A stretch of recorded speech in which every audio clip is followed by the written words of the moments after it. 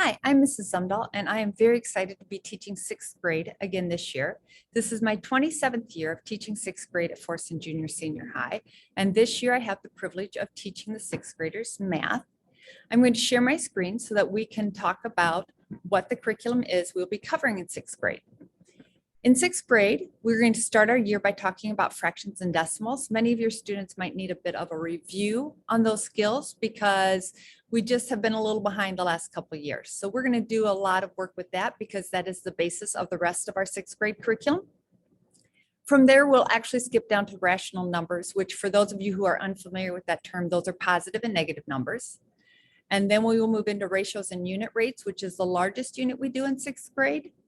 And then we'll do algebra and some geometry and hopefully get some statistics in. To be successful in my class, students need to try hard. That means they're going to bring all their materials to class, which is a notebook, pencil, Chromebook, and headphones. Your student will probably go through multiple notebooks in math class because we do a lot of practice problems in math, because the only way to get better is to practice. Students trying hard are listening carefully, they're asking questions and they're taking notes.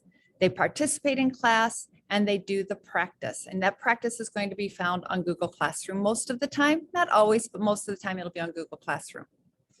Students who try hard get extra help when they are struggling. I'm available before school, after school. They can email me questions at any time. They can meet with me first hour if they have first hour study hall, or they can meet me during IH. Students who are trying hard and want to do well are going to track their grades and their homework on Skyward. I don't do a lot of posting homework on Skyward. Most of that's going to be found in Google Classroom, and we will do lots of practice with Google Classroom in my class. My grading policy. Homework in my mind is just practice. It's a small part of the grade. It's what needs to be done to help students understand. We do lots of practice before we participate in any event like a football game or a softball game or a dance recital or a music concert. And that's what homework is. Homework is just the practice, and they should get as much help and support as they need on that, whether that's from me or you or a friend or a neighbor or an older sibling. They should get support on their homework. And then we will discuss it because students need to understand what they know and what they don't know. That is called metacognition. And if they know what they don't know, they know what they need to practice. I will keep track of who is completing their homework so that I have evidence of effort whenever students come to me and maybe want to do a redo. Students who do not practice and do not see improvement should not be disappointed because that is just the natural result of their choice. Grades will document progress towards mastery of the standards, which means there's no extra credit, there's no completion grades, there's no effort grades. Your student's grade will show what they know about the standards. For those of you who have been at Forston maybe a long time ago, back then we did not grade on a 10-point scale. Now we do. We grade on a 90, 80, 70, 60 scale. The largest part of your child's grade will be based on what we do in class. So we'll be doing progress checks, a few a week.